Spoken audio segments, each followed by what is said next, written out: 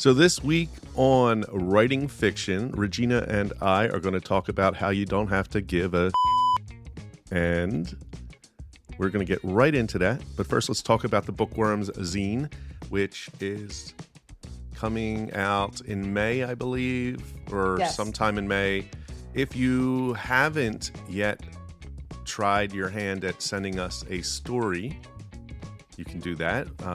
This is rock and roll horror. So if you have a short story you want to write about rock and roll horror, the way to submit is in the show notes. So I hope you give it a try. Yeah, and you have till the end of April. Yep. Have you blogged anything recently? Because I have not written anything for Medium or my newsletter recently. Just my short story, which I mentioned last week. So nothing new. I'm working on my Wattpad story. So I wrote this morning. You know, I'll tell you one thing. We talk a little bit about writing even when you don't feel like it. I just was kind of going through that this morning. I made the mistake of checking like emails before I started writing. So I was distracted and something was bothering me. So it was hard to focus. Yeah. And I just kind of forced myself to do it. And then I put on my Zen music and it took me a much longer. I did an hour and a half writing session. So usually I put on the music for 2 hours. So I either go to when I've written when I think is enough and stop, or I try to go the full 2 hours. And I got about 1,400 words out. And then I'm like, okay, it was a chapter, so I'm done. But I guess the lesson, and I wrote this in my writing journal that I keep with my, when I record my word count, that even though I didn't really feel like writing and I was distracted, I kind of forced myself to do it and just found some great things by just doing that. So I think there's a lesson there about discipline and doing it even when you don't feel like it, which can be applied to a lot of things like exercising or anything we set our mind to. I have been trying to learn guitar. As you know, you probably noticed I can play about 3 chords on a guitar, not very well. No, most pop bands or pop music is 3 chords on a guitar, and that's it. So they can probably play those 3 chords better than I do. Anyway, I'm trying to improve my technique. So I've been practicing for an hour a day. My fingers are really sore. Mm-hmm. I'm getting my calluses back, but that's kind of a lesson there too, is just set the timer, and even if you have a bad session, you've had a session. Does that make sense? Yeah. Now I had a similar experience getting up and writing and being distracted and sitting there. And this is when I realized I'm as far as I can go right now. And that's the short story I'm working with. I sent to you, Regina, because I was like... And I liked it very much. Thank you. But I'm like, at some point, you got to say, I've been looking at this every morning for X amount of days, and I'm just like, it's blurry. And I'm just like, I need somebody else to look at it for a little bit and not even think about it for a couple days. Yes, getting away from it. I'm a great believer in that, and showing it to someone you trust. So I'm glad you trusted me. I thought it was great. I had just that one suggestion, and that was something that someone told me once, and I'm passing it on. Awesome. But yeah, getting away, I think that's, sometimes you might beat yourself up, but I knew at that moment, I'm like, no, I need to get away from it for a few minutes. I mean, it's due by the end of this month, but I needed that. Let's talk about YouTube. I just watched your book haul and Old School April video. Yes, and you're going to do Old School April too, right? Yes. I don't know if I'll do it well. Prompts. My gosh, those are a lot of prompts. I know, that's what I'm saying. I'm not going to get I don't want to overwhelm myself. No, but I don't think it's that type of thing. You can do what you want. I'm just picking books that are old school that kind of meet those prompts, but I'm not going crazy. I don't care about points or anything. I just want to have fun with it. Yeah, and I think that's what it's about. I think it really is about fun. And if you really want to go full tilt, you can, but I'm just going to read from that pile. And it was fun just pulling them from my own library. Actually, why don't you explain what Old School April is? I'm assuming people know, but they probably don't. Well, if you really want to know about it, go to Slime and Slashers, Kelsey's channel. We can put it in the show notes. Yeah, I will. Her BookTube channel. And it gets into the whole thing. But basically, it's like reading books from the 80s and the 90s. Yeah, it made me feel And, old because mostly it looks like they're really pushing the 90s thing as if that was a long time ago. I And know. right, and I'm like, yeah, it is, but it doesn't feel that way to me. And so, and it's I funny know. because, I didn't get a lot of the references. and then I also took my son to school today, and today is 80s day. So I'm like, oh, Oh gosh, God, my kid is dressing up as what I grew up in, and that's the old I know. times. Well, we just did the costumes for Oh yeah, Big. big, yeah. I saw it opening night. You should go. Bring Sarah. Bring whatever. Maybe Leo. I think he'd enjoy it. It's really fun, and it's Okay. all 80s nostalgia. I think you'd like it. Yeah, it's fun just to read from your shelves. And another thing I've been doing in my library is I'm rearranging.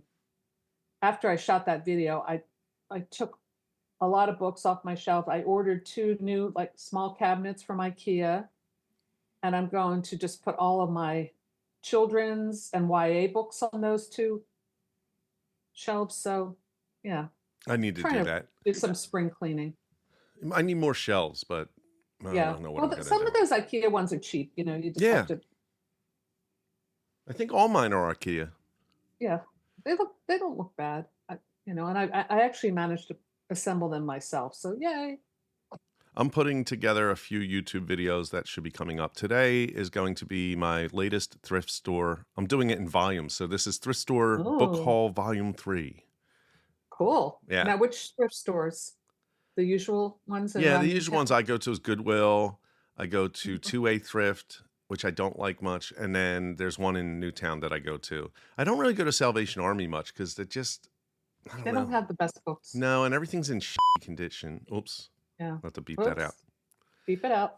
Oh, I just had a comment on one of my videos on that last video where someone commented that they don't have any kind of places near where they live. I don't know where they live, where they can buy secondhand books.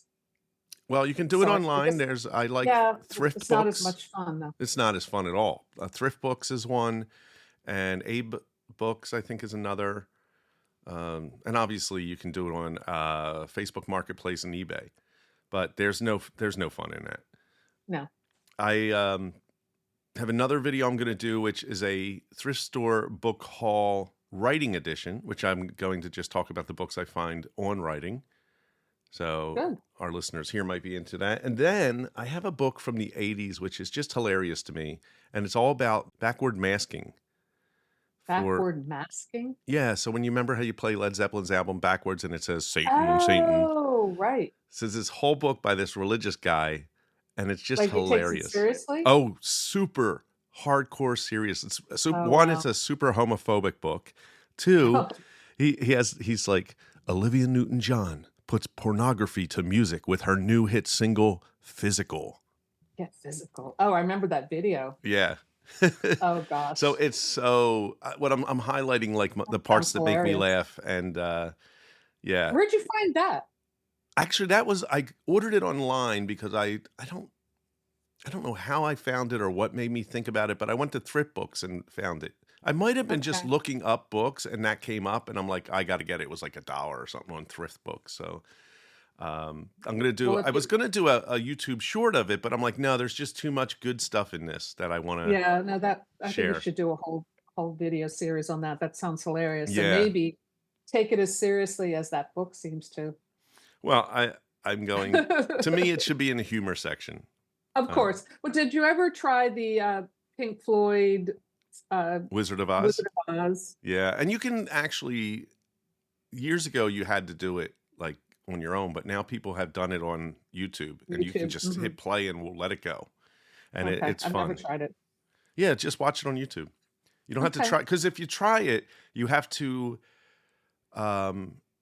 cue the music when the lion roars at its third time. So you have to make sure you hit it the right time, yeah, or it won't work. If you're ever in a thrift store or bookstore, secondhand bookstore, and you see the Dark Shadows cookbook, which we had as kids, and it's gone. It's like one of the most collectible of those types of books out there. Speaking of that, I would have picked up that Martha Stewart Halloween book. That was really cool. Oh, good. I'm glad.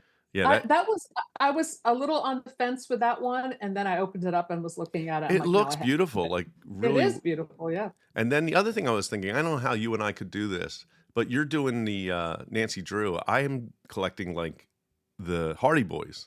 Oh, I have a few that I'd be happy to give you, but like I don't know which editions are you collecting? I don't care right now. Right now Okay. I'm thinking about reading them and then talking about them on YouTube. Uh, Okay. but I was thinking if we somehow eventually do a collaboration of Hardy Boys, Nancy Drew, and Oh, that'd maybe be fun. shoot a video about it or something. Yeah, I have a few Hardy Boys. I don't collect them, but I just pick them up. I had a So, crush on the 1970s Nancy Drew. oh, me I can't too. remember I her mean, name. girl crush. But yeah, that would be fun. Instagram, we are on at Bookworms Horror Zine, and find us Mhm. there, follow us, and reach out to us if you want us to talk about something specific. Yeah, we're open to suggestions. And if you like this sort of content, please give us a 5-star review on whatever podcast platform you are listening on. So now let's talk about not giving a Yeah, well, uh, this is a struggle for me, I have to say. I have to because I'm very sensitive. I probably care too much about things, and sometimes I do let it get to me, but I remind myself about this, and I think it comes down to a related part of this, which is just the courage to create means that you can't be held back by what other people think and just go forward with your own ideas. yeah, so I have a list of different things, and what you just said kind of falls into this first one, and it is you need to stop seeking approval. Yes, And that is really hard in this day and age it is. Well, I because, mean, I think we all want, look, we wouldn't put our stuff out there if we don't want it to be liked and approved of on some level. Let's be honest. But I think the point is maybe you can't let that motivate your work, right? yeah, and it's hard, like I said, just being on social media, putting anything up on social media, we've been sort of trained to Mhm. want to have these likes and follows. And so if we don't get them, we don't feel like, and you know, if it's crickets, which I have a sound effect for crickets too. Let me do it. Let's do it. Oh, wrong one. All right. I'm putting crickets on in the background. I know you can't hear it, but if it is crickets, then we start feeling bad. And what we're trying to do is seek approval. How do we stop doing that? You got to stop caring. I And think you need to put it in its proper place. I don't think you can really stop caring. I mean, some people might. I don't think it's so much stop caring as it is like, okay, I recognize that I do care, but I'm not going to give it so much importance, if that makes sense. Like, look, social media is really bad for this kind of stuff. You don't really get approval. Well, some people might, but I find that I'll work on, I mentioned this little analogy before, but I'll work on a book for an entire year and finally get it out there and put it on Facebook or whatever and get crickets, but then I'll post a picture. you didn't hear that, did you? Yes, I You did. heard that one. That was an accident. I was trying to hit the crickets. Oh, I thought this was well, like me whining It was. on. Wah, It wah. turned out that way, but the button for crickets is right next to the want wah Yeah, sound, now and I feel I hit very both of them. vulnerable for you. I'm leaving that in because that was too funny. It's like, do you have one for violins? No, I don't think so, but that's probably the Okay. closest. All right, that's close. Anyway, I was saying, so I'll put something up on about my book, and I'll get crickets or wah, wah. But then if I post a picture of my dog, I get all kinds of approbation, I guess is my point. And then I'm like, what? Yeah. But maybe I should just not give a. I guess you have to think is what is it you do in your daily life that you're going to do and you don't care if anybody likes it or not? Like Yeah. just regular stuff. What is that? Mhm. And then what is the thinking you have behind that? And how can you Well, apply that to your art? yeah, well, I mean, I know that I've always, and if you know me, you know me, and I do kind of have my own, I guess, fashion sense. Yeah. And I tend to dress up, and like when I dress up for my videos, it's pretty much how I dress every day. A little bit more makeup. I put on false eyelashes, whatever, usually, but I dress up. And over the years, I think people who know me just know that that's who I am. I've gotten like not nasty, but like snide comments about it sometimes. But like if I'm wearing black, like who died? People used to say stuff like that. But I really don't care. Like I honestly don't care at all. I dress for myself. I dress because it makes me happy. For me, it's a way of being creative and expressing myself, and I've always been like that. So I'm at this point in my life, I really don't care. I notice when people say things, and sometimes I get compliments, and that's nice, but I'm not doing it for approval. So I really should think of my writing the same way. Right. That's what we're talking. So then the other thing on my list, which you brought up, is know yourself, own that, and be that self. You know who you are. You like it. You do it for yourself. And you don't seek approval in that area of your life. How can we apply that same thing?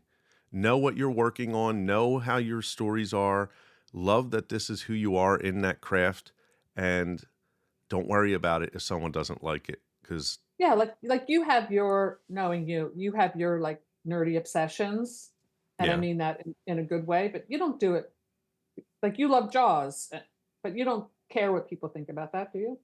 no. Okay. I mean, So I will say the only thing that ever got me like up in arms is I grew up with Star Wars, and then when the prequels came out, I really did not like them. And I would Mhm. argue with people about why I don't think they're good, but I don't know if it was ever me trying to seek.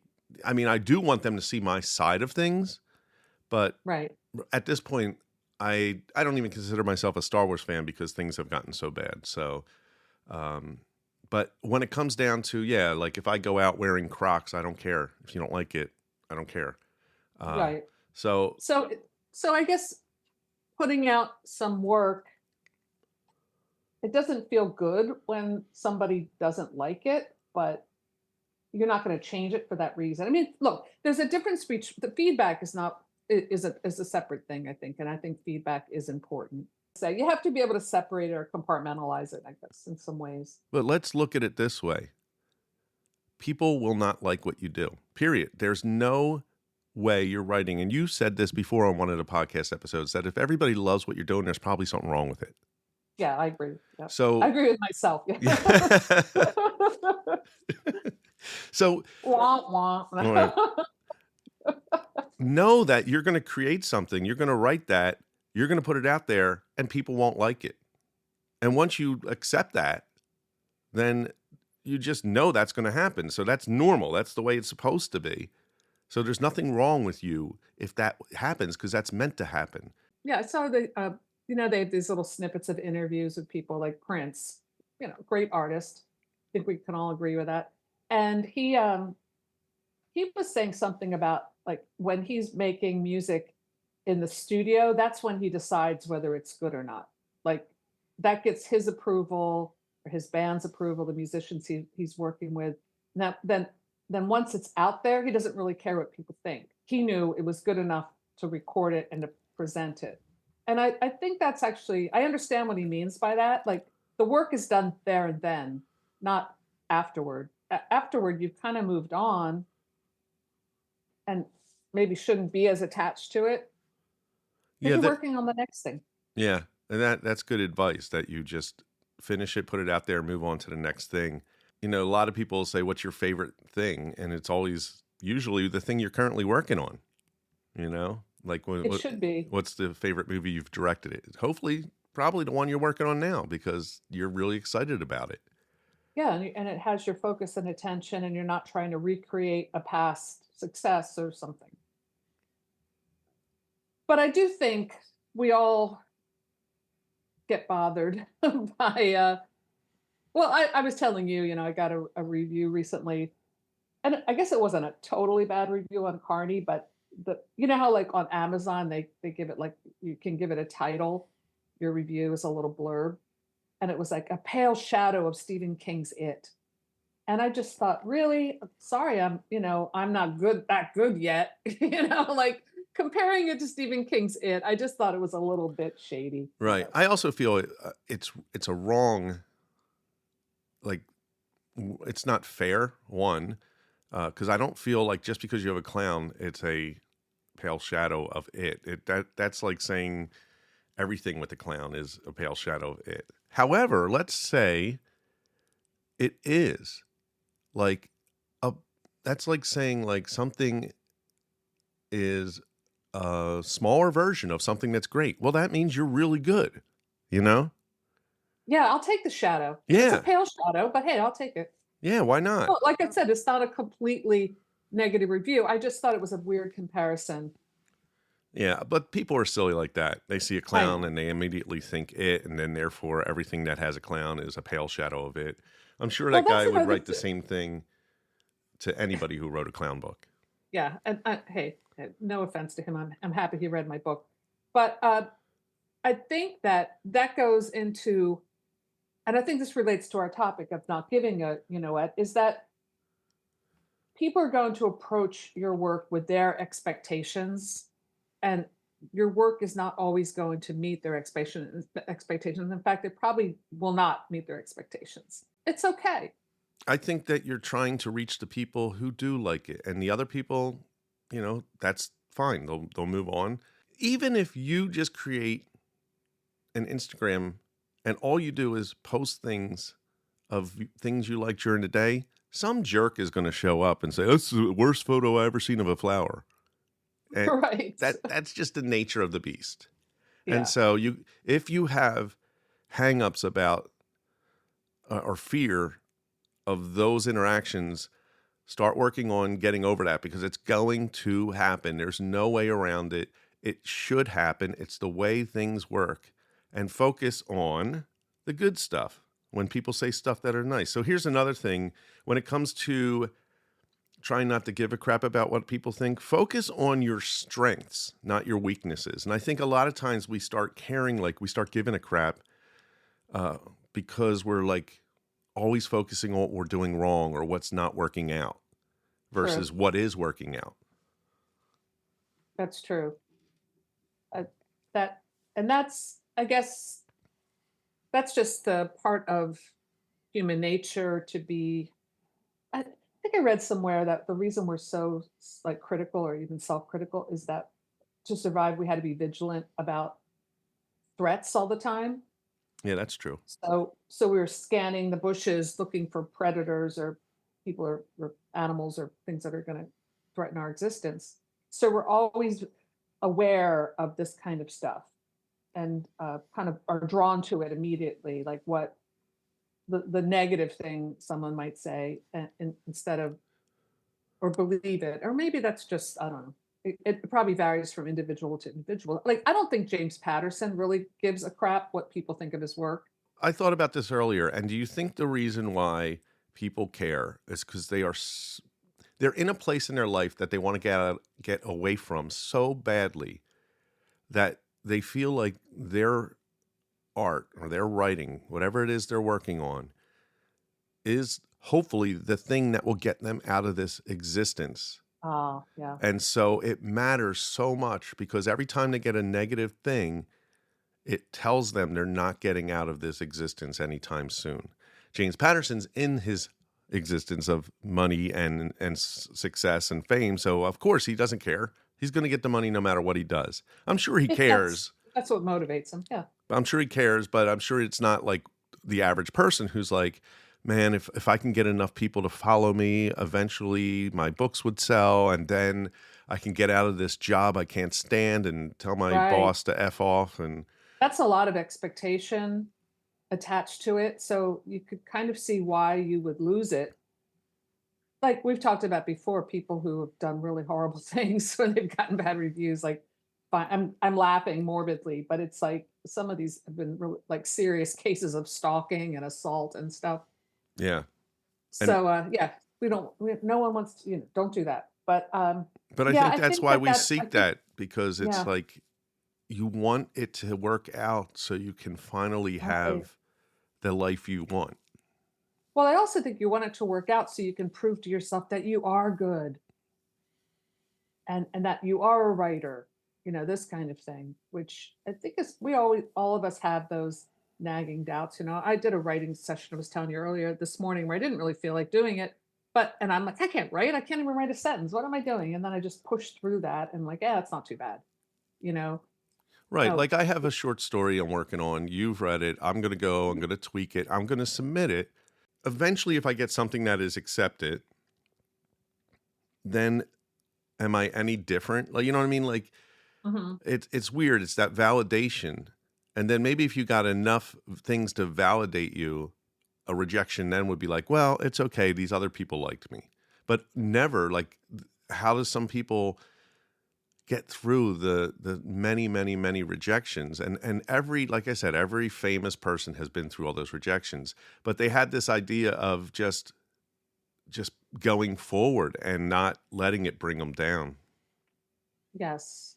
I mean, as editors of bookworms, we have to reject stories, and I always feel really bad about it, but I just want to let people know that it's really not about the story so much. It's a lot of times it's just that it was too long and there wasn't enough space in the bookworms, and there's all kinds of reasons other than I don't think I've ever read any story that was submitted where I'm like, this is crap. It doesn't really work that way. Most of the stories are really good, actually. It's Yeah. just a matter of choosing the right ones that work together. So knowing that when my story, like my clown story, got rejected, it didn't hurt so much because I'm like, yeah, just wasn't right for the anthology. It's fine. Yeah, I do hope mine gets it picked, but Yours kind of reminded me of The Fog. Is that it? The Fog, the Stephen King story? no, well, The When Fog they're is a John Carpenter movie. No, not The The Fog, the one that Mist? The Mist. Huh. That's interesting because I don't think, I mean, I guess the atmosphere is where you're getting The that from, atmosphere is of what being in this. not the story itself, but the isolation inside the gas station kind of thing. Yeah. But in that anthology, I know it's like 70% invite, 30% accepted. So those are pretty tough odds, but I think your story's definitely good enough to get in. My gosh.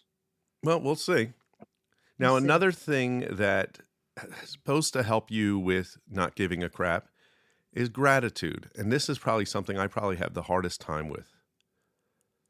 I should be very grateful for a lot of things in my life every day. Yep. Me And too. I think I struggle with that. And I don't know, especially when you think like what's going on in like these places in the Middle East where people's homes are being blown up and their land is being taken and things like that. People being taken hostage. And then you're like, wow. Yeah, Like, and I'm worried that my coffee wasn't ready for me. yeah. And so I try and try to work on gratitude, to be just grateful that I have the ability to actually sit down at a computer and type. I see people every day who their hands don't work or they've stuff maybe happened to their hands. Yeah. People who can't move, they're in wheelchairs. There's like so many things, and I'll use this phrase because it's the only thing that really gets it, but of the grace of God or but for the grace of God, whatever that is. Yes.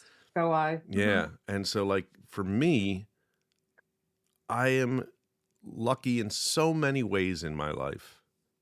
And to just be able to have the opportunity to write something and put that on paper and get it possibly taken by somebody and they like it, I mean that should be something to really try. And I think that you can't, life moves so fast, and I don't think if you don't sit down and meditate on that, it's not easy. You have to pause and think about that every day. Yes, I know some people friends of mine have kept gratitude journals. Mm-hmm. And I do try to when I don't journal every day, but I did this morning because I woke up during the lunar eclipse. I don't know if you saw it, I caught the tail end of it, but it was a full moon. But I was writing in my journal, and I do at the end try to write down a couple notes of gratitude. Try to jot down in your journal something I try to do. Just I'm grateful for, and then come up with three things. And mine are usually the same, but they're good reminders because these things may not always be there. Yeah, I was saying I have a self journal. That's the actual, I think, brand self journal. It's called, and it Oh, has a page every day. And the top of the left page it says, "Today I'm grateful for," and okay, that's mine good. is So it's blank. like a prompt. It's blank. Why is it blank? Do you remember going to confession when you were a child? I don't know if you still I do. still go to confession. Yes, I do. Well, when we were kids, we didn't do anything like kill people. So Right. you always had to have something to say, and it was always the same. You said, "Forgive me, Father, for I have sinned. It's been X amount of time since my last confession, and I lied once. I was disrespectful to my parents." Like it was Mm-hmm. the same three things, and it was just Sins. because Right. it seems like I need to have something, and so I feel like it feels like when I write it down, I get that yes, I'm grateful for my family and my kids, and all. I feel like I don't feel it as when I write it. I just don't feel like I'm feeling it. I'm just writing it. Well, maybe come up with something new. Yeah, I mean, I try new things, but I think I really have to feel it deeper, and I don't feel it deep enough. But anyway, Hmm. that is great advice, and Right. I try to do this. Let me see if I go back. Most of my I'm gratefuls are blank. Well, so if I you actually let's have say it where I create it today, and I scribble out I'm grateful for, and I put today. This is what I'm going to do. They're all crossed out. Oh, well, okay, maybe it feels a little Pollyanna-ish. yeah, Like I do kind of like hate that kind of stuff like what am I thankful for today? But but I think just what you said, like this morning I got up, I did my writing, and I should be grateful that I was able to do that, or that I did a 5 mile walk and I'm still able to walk 5 miles. That's something to be yeah, grateful. yeah. Right.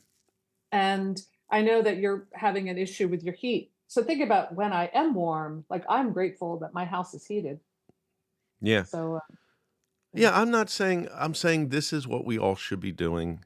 For but we me, don't. but some people are better at it than Well, obviously. look, people who have a lot of money are still miserable on some level. So I think it's part of the human condition. Yeah.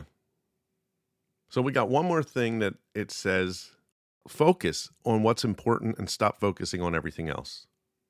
Okay. And I think that is something I do. And this comes to there's a really great Instagram called Inspired to Write. And I Hmm. think they're British or Australian. I don't know. But it's Amy and her husband, I think, is James. I think is his name. But she's really good at like getting people inspired to create. And the thing she was talking about is she gets up and it's a pretty popular Instagram and they have a podcast. So they're busy doing this stuff to inspire, but they want to create their own thing. And she says the first thing she does before any of this other stuff, social media, checking emails, is doing the creativity work. And I Hmm. think to me that's what's been on my mind this year is focusing on the craft before thinking about what the podcast is going to be or what my Oh, I YouTube is totally going to agree. be or whatever. And Well, that that's what threw me this morning is that I made the mistake of checking my email before I did my writing, and then I was distracted. yeah. Yeah, I think what you need to do as a writer, you need to say what's important to me. What is the most important thing? It's not how many followers you get on Instagram. It's writing and that has to be done. It doesn't have to be done first, but it has to be prioritized first. Right. And I find that doing it first is just better because then you're not thinking so much. Because I know I have videos I want to put out today, but that should come after I've done, all the work that is for myself. You don't come across as somebody who, as you said in the beginning of the episode, like gives a crap about what other people think. At least Oh that's wait, on the surface. I seem like I don't. Yes. Oh, I have an austere exterior, but I'm very sensitive. Right. And Joe calls me the pineapple, although I don't think I'm too prickly. But yeah, I have a very soft center, and it's taken me a long time to be at peace with that. But yeah, and I feel like for me, anybody who knows me would say I don't give a crap about stuff. And for the most part, it's probably right. Look at it this way. It's not that I do care, but I do it anyway. Like I don't care enough. I don't care enough for people's approbation to change my work, if that makes sense. That Yeah. like I'm not going to change my book because someone doesn't like my idea. In fact, that would just make me even more stubborn and be like, oh, I'm just going to do it my way because that's all you've got when you're writing. It's just you and your head and your ideas and your heart and your mind. It doesn't really matter what you shouldn't be dictated what other people say. I mean, it's absolute freedom of the artist or the creator to do what the heck they want, and I'm completely behind that. It's like my motto, but I still get hurt if someone, you know, it depends. There's constructive feedback, that's fine, constructive criticism, and probably most of it is deserved. But if someone like says, I'm a fraud and I suck, that I'd hurt a little bit, but it's not going to make me change what I'm doing. Yeah. And it doesn't make them right. It doesn't make them right. And then you have to think about, well, what kind of person has the need to be like that? Because even the books that I really don't like, I try not to ever be nasty. But there are a lot of people on Goodreads. It seems like their entire raison that's the word I'm trying to pronounce, raison d'etre, is to be like that. And you know what? They're kind of, people know what they're all about now. It's interesting you're bringing up that we have this topic going. I was just Thursday night in Princeton. So there's this thing called the Arts Council of Princeton does this night of story and verse. There's once, and I have friends who run it, and also we go. And so I haven't been there in a while. And this time I was talking to my friend Elijah. I'm like, well, let's go. And he met me there. And I brought my story to read because I wanted to hear it out loud. Mm-hmm. And I only got through like the first two parts. I couldn't get through the whole thing because you only get a certain amount of time to read. But there was a poet there, and the majority of people are doing poetry. It was probably one of two people who did a story. But majority of it's poetry. And the woman got up and she says, I was here before and I wrote this poem about that time. And it was all about approval. Why am I here seeking your approval? And it was so powerful. And I just was like, yeah, like and the other thing I really enjoyed was it was a full house. Like literally all the seats were filled. I was standing. I'll have to go to this sometime. Yeah, the next one is in April if you want to go. It's April 18th. Yeah, I'll check it out. And if you want to bring something to read, you just go in. It's open mic night basically for poets. Yeah, Righteous does something like this too in Doylestown somewhere. Yeah, so they have this, and you go, you put your name down, you go up, you read what it is, people applaud, you sit down, and people give you high fives. It's definitely, it makes you feel good. Like the guy who's sitting next to me when I sat down, he turns to me and says, "You need therapy." That makes you feel good. Yeah, and I'm like, good, and I am in therapy, so okay, it's a win-win. See, if someone said that to me, I might want to cry. Why? No, I'm like, no, but only because I only got past the part where I have that birthday party and Punky the Clown shows up and that was creepy. Bites the guy's head off or the chicken's head off. Yeah. But then he says that triggered me. But then he says, "Are you going to illustrate this? I'd love to see that picture of that guy." And I'm like, okay, well, who needs therapy now? Right. It's like, dude, why don't you draw it? Submit it to me. But I think we all need, I went to a Righteous did a open mic night where his songs are really excellent. And he at John and Peter's in New Hope. And we waited, we sat through all the acts and he went last. So it was kind of a mix of different styles. But this one woman went up and, middle-aged gal who did this kind of strange like rap poetry to like a recorded like beats. Mm-hmm. And at first I'm like, oh no. Like I had secondhand embarrassment for her, because it seemed really corny at first. Yeah. But then I really loved, she had such a positive message, and like the message was in her words and her lyrics. And I ended up loving her. So I think, go in there with like an open mind and hoping that you'll be received that way. But you know, I think you might get some, not in that kind of thing, but I guess it gets down to courage.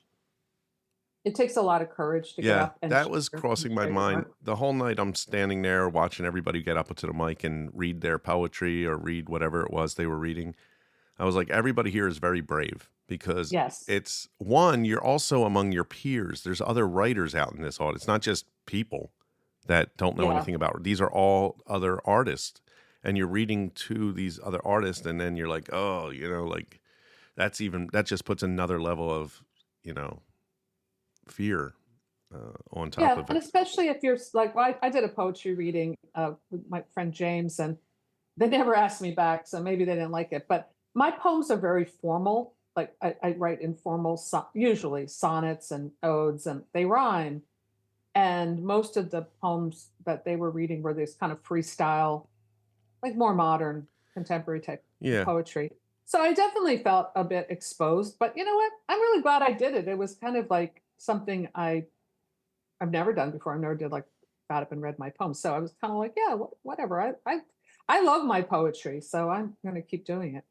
Do you feel there's a difference when we're talking about seeking approval or not giving a crap when you're talking about your poetry versus not giving a crap with your writing your horror novels? Well, poetry definitely is, I think, a more vulnerable statement because, But you don't seem to care as much if people do you. well, it's not that I feel rebellious about it. Like I feel like a teenager rebelling when I kind of do my poetry, because this is the real me coming out. I'm not hiding behind a character unless it's a poem with a character in it. But this is like, poetry is like you're exposing your soul in a lot of ways. It's Hmm. it's beautiful, it's vulnerable, and that takes a lot of courage. So I guess it's the my rebellious streak that is being like, yeah, I'm gonna rhyme. I'm gonna write meter and rhyme. Yeah. I mean, do you feel that rebellious streak when you go into your novels? Definitely. I always feel rebellious when I do this stuff. I think it's important to be a rebel. I remember when back in the 90s, I was living in New York, and there was a big to do about Bret Easton Ellis's book, Not Less Than Zero, American Psycho. Okay. And there were all kinds of articles in the New York Times about it. And I remember the typesetters, who were mostly women, like walked off the job, that like, we refuse to type this. It's horrible, it's reprehensible uh, prose. This guy should be locked up. I mean, it was really severe. If you don't believe me, go back and look at some of those old articles from whenever that book came out. Okay. And I remember he was just defiant and said, "Okay, fine. Next time I'll just write this book." I think he said his exact quote, like a big hug, and then everyone will love me. And my point is, that book is now, everybody thinks it's a big classic, and And the movie too. and the movie. I think that's a good example of to kind of end this on is be a rebel. Like Yes, stop seeking approval because you're rebellious and you're going to do what you want to do. Focus on your strengths. This is who you are, and be proud of who you are. And because here's the thing, I want to end on a sad note, kind of. okay. We're all dying. We are all going to die. You don't know how long you Yeah, I'm have. laughing. Yes, Yeah, you don't know how long you have. It may be, depending on how old you are, it's not going to be very long. You don't have that much time to worry about what other people think or what about any of it. You have right, a very, very limited time on this planet, and you should be waking up and doing what you want to do. And don't worry exactly. about anything else. Why waste any minutes on what other people think or what they want? And so if you're starting to think like, oh man, I wonder if I should. No, don't worry about it. You don't have time for it. You do not have time. Right. And look, you're not going to be here one day. Do you want the you may not leave any kind of mark. I'm just saying that people may forget about your books, but some, we're archivists. We go and we search out these old books and then you find these treasures. And I don't know about you, but sometimes I'm like, wow, this writer is not famous, but they wrote a damn good book. I love it. Yeah.